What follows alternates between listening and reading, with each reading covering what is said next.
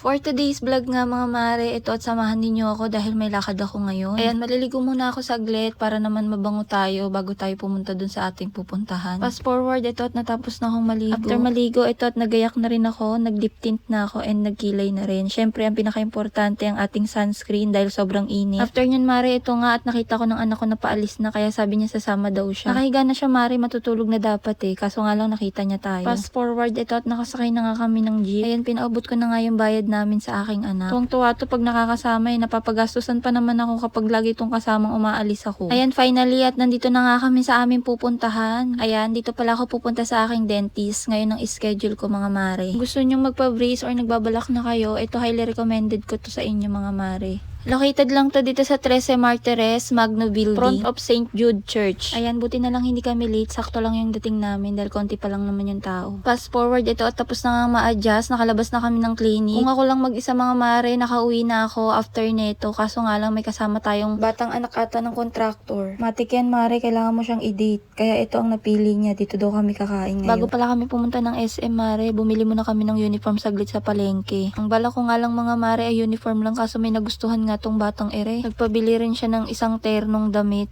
Ayan, pang alis daw niya yan. Fast forward mga mare, ito nakasakay na kami sa jeep. Tuwang-tuwa nga ang batang maliit. Deserve naman niya yan mga mare dahil masipag naman siya sa pag-aaral. Ito na at nakauwi na kami mga mare, diretso na ako sa pagtitinda.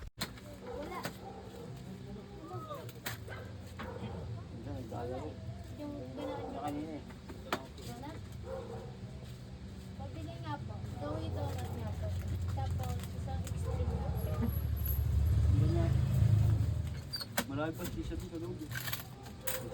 Magsikat na rin. Tapos nga po. Yung mga set mo sa loob. May lang po.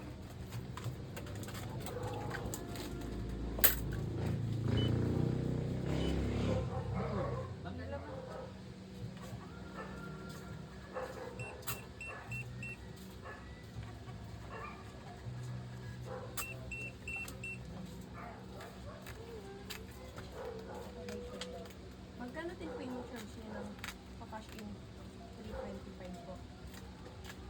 Third price oh. 335.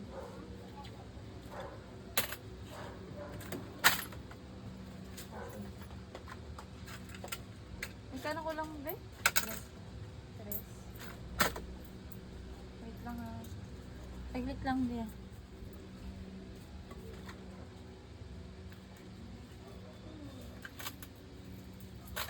Yeah.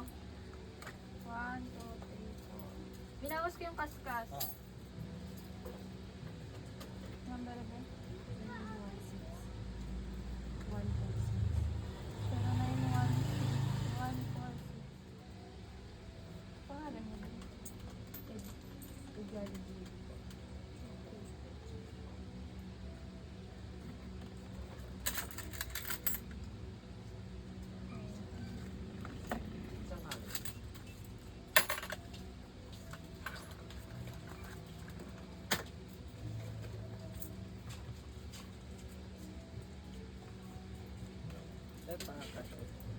Kano?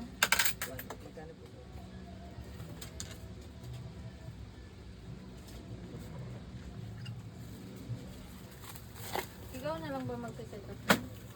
Tama pa.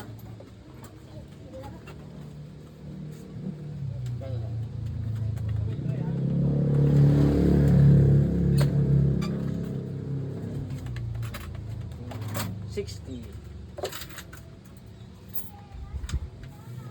Ikaw na lang 50 piso. Kaya hindi. Oo. Yes, ano? Dito. Ito? Konti? Wala eh. Wala na, di ba? Tingnan na. Nung bumili ako ng ano.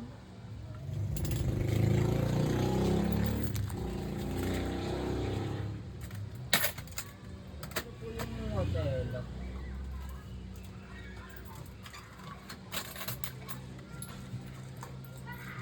Baka may das kayo, bigyan na lang kitang 35.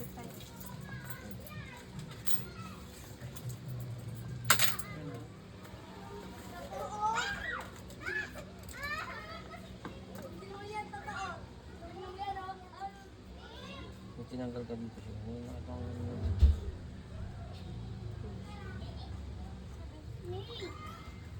Fake lang yun. Fake lang yun. Ninawala ka sa akin. Hanggang dito na lang mga mare. Thank you for watching. See you on my next video. Bye-bye!